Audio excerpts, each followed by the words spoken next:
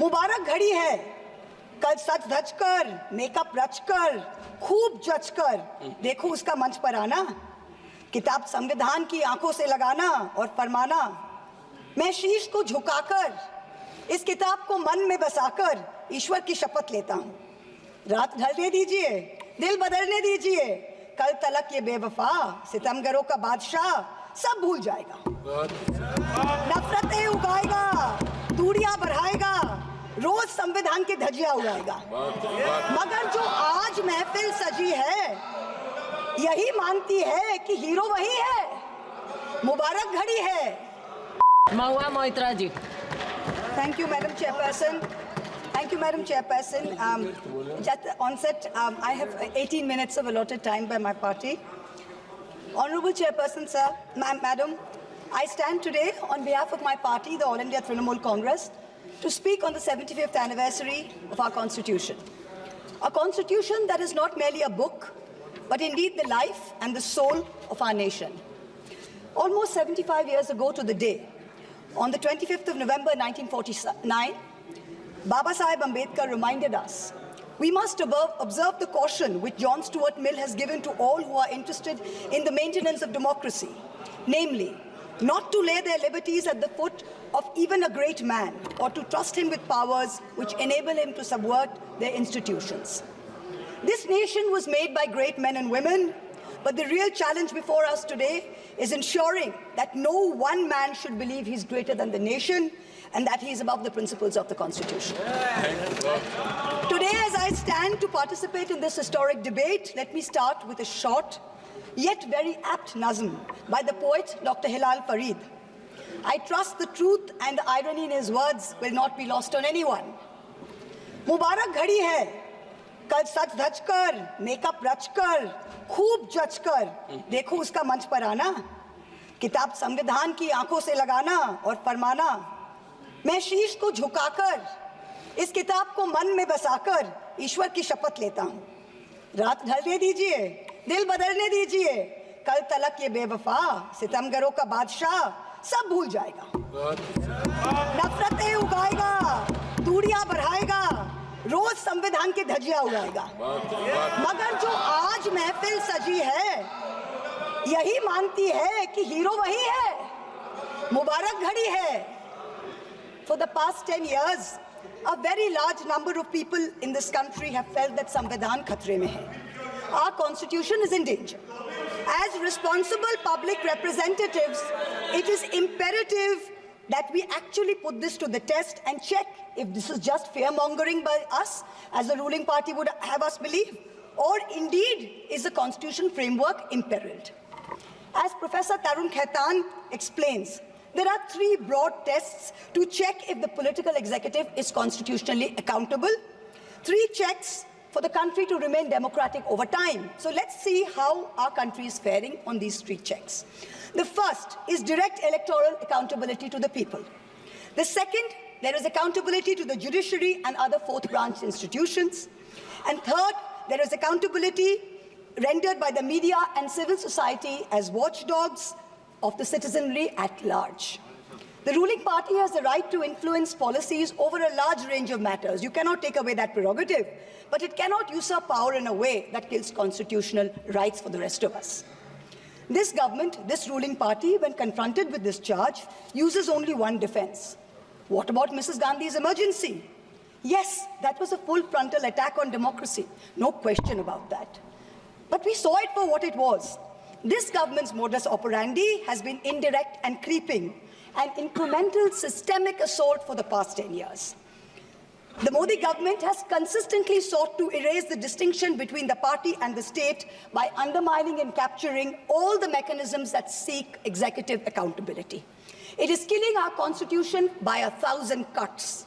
I'm going to point out a few of the particularly bloody cuts. In the first test, democracies seek electoral accountability from the political executive. Measures such as electoral manipulation, voter disenfranchisement, biased campaign finance over time give the ruling party an unfair advantage. Voter disenfranchisement has reached epic proportions in India. In the past general elections, as well as in the recent by-polls in many BJP-ruled states, there were widespread, documented, caught on television cameras, caught on mobile phones, instances of voter suppression, from names missing to electoral rolls, by police used to threaten, beat and intimidate voters. We saw it in Rampur, we saw it in Sambal. Entire localities were being forced to stay home. Another aspect is the largely targeted exclusion of a hated minority by a prejudiced majoritarian state, creating a whole section of second-class citizens whose rights are less equal than others. This government brought in a discriminatory Citizenship Amendment Act that is openly violative of the fundamental right to equality before law. All the BJP state governments are competing with each other in bulldozer justice, demolishing homes, usually of minorities, without due process of law. I had to go to the Supreme Court to get a stay on the unconditional and on the unconstitutional order of the UP government, demanding that minorities, that Muslims, put identifying markers on their eateries in shops during the Kawad Yatra. This is blatantly a violative of Article 15. Let us move on to campaign finance now. In 2014, both the BJP and the Congress were held liable for illegally accepting foreign contributions. In response, this government retrospectively amended the Foreign Contribution Regulatory Act, FCRA 2010, to narrow the definition of a foreign company and thereby remove the illegality with retrospective effect. This was done surreptitiously. The Act of 2010 was not amended by a separate bill. It was done via clauses slipped into the Finance Act 2016 and the Finance Act 2018. The amendments not only legalized foreign funding of political parties, they also created a new funding vehicle called electoral bonds. In 2017-18, the BJP got 97.7% of funds that were legalized by surreptitious changes to the campaign finance laws. When the electoral bond numbers came out earlier this year, we saw that the BJP had between 54 and 57% of the total amount raised in the past 6 years. This kind of unfair advantage for the BJP in campaign finance has created a very skewed playing field for the opposition in recent years. There's no denying this. The use of the government funds to promote BJP and to promote Modi ji's political branding in the run-up to the elections, Modi ji ki guarantee, Modi ji ka parivar, creates a media blitzkrieg that few smaller parties can match. For a free and fair electoral process, a neutral referee is necessary. So in addition to electoral accountability, our constitution lays down a second check of institutional accountability, where the government is scrutinized by the judiciary and by various fourth branch institutions, such as the Election Commission, the Vigilance Commission, a human rights watchdog, an anti-corruption body. The appointment mechanism of these fourth branch institutions, along with their functional autonomy, is what keeps them independent. What has this government done? This government willfully defied the spirit of the Supreme Court ruling on the Election Commission's independence by replacing the Chief Justice of India on the selection committee with a government-appointed minister. So you have a 2-to-1 majority. Prior to Modi ji becoming Prime Minister, how often did we hear of an election commissioner not filling their full term? Ever since this government has come in, 2 election commissioners have inexplicably quit before their terms have ended. The 2024 elections saw egregious violations of the Model Code of Conduct by the BJP, and specifically by the Prime Minister, which an eager and compliant commission blatantly ignored. But even the smallest violation by an opposition party saw the ECI taking prompt, stringent action. For free and fair elections, just like justice must not only be done, but must also be seen to be done. So public trust and democracy has to be restored by this election commission. We've jokingly started calling it the Modi ji Code of Conduct. Other institutional bodies have been similarly compromised. Appointments to the National Human Rights Commission have been widely criticized, especially and others close to the establishment. This is a judge who, while in office, he praised on Modi ji, calling him an international visionary who thought globally and acted locally. And lest the Treasury benches claim this assessment is a biased one, please remember, it is precisely this kind of appointments that have undermined the independence of the NHRC, so much so that the NHRC has lost its UN accreditation. The NHRC can no longer represent India or vote at the UN Council of Human Rights. Allow me to turn to a simple instance of what human rights under the rule of law means: the right to bail. The erstwhile outgoing Chief Justice of India waxed eloquent recently about how the right to bail has been granted during his tenure for all. A range of under-trials, from A to Arnab to Z for Zubair. His alphabet, unfortunately, seems abbreviated because it did not include G for Gulfisha Fatima, didn't include H for Hani Babu, didn't include K for Khalid Safi, didn't include S for Sharjul Imam, and U for Umar Khalid, and countless others. The former Chief Justice made it a point to say that the Supreme Court is not meant to act like the political opposition. We in the political opposition don't need the Supreme Court to do our job. We are not asking it to. But what troubles us is that some members of the House appear to be doing their best to compromise the independence and integrity of our constitutional courts. I do not think that the framers of our Constitution ever imagined a scenario where you rely on private conversations with God rather than on objective logic, on reasoning, and on the law and the Constitution. The Honorable Defence Minister in a speech this morning mentioned the courage of the late Justice H.R. Khanna to dissent in 1976. May I remind everyone that Justice Khanna lived for 32 years after 1976 under a largely Congress regime, long enough to write his autobiography, which the minister quoted from. Unlike poor Justice Lohia, who's resting in peace long before his time. Delays in filling vacancies in the Central Information Commission is denying citizens their right to information. Currently, the CIC has only 3 commissioners, including the chief, instead of the mandated 10, and has 22,000 pending appeals filed by people against the denial of information by this government. The third dimension of executive accountability is discursive accountability. Citizens in a democracy expect their government to be able to justify their actions by way of public discourse with civil society. This government on a daily basis is pursuing unconstitutional methods of restricting freedom of the press and freedom of speech. Its ill-conceived amendments to the IT rules to create fact-checking units was recently struck down by the Bombay High Court as being violative of Articles 14 and 19 of the Constitution. The latest UP police cases against fact-checker Mohammad Zubair, when the UP police is invoking de facto sedition against a fact-checker who is documenting hate speech. This is preposterous. I am one of the petitioners challenging the constitutionality of the sedition law, and the Supreme Court has very clearly stated that no coercive action will be taken on alleged sedition cases till the matter is decided. Yet the government doesn't stop.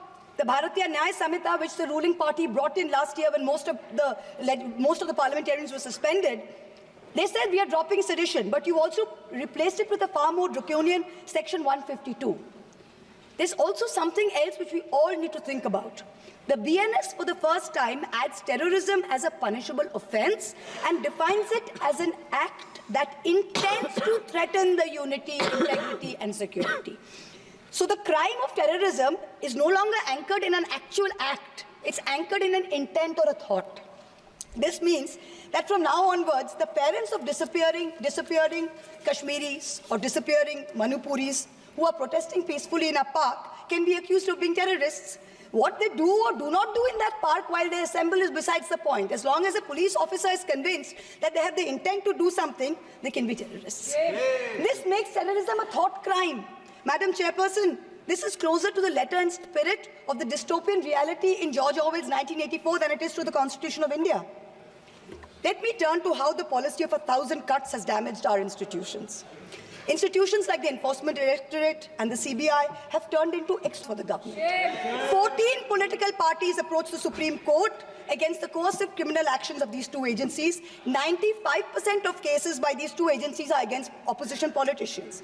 Since 2014, 25 opposition leaders facing corruption have crossed over to the BJP. 23 of them have got reprieves. 3 cases are closed. 20 cases are stalled.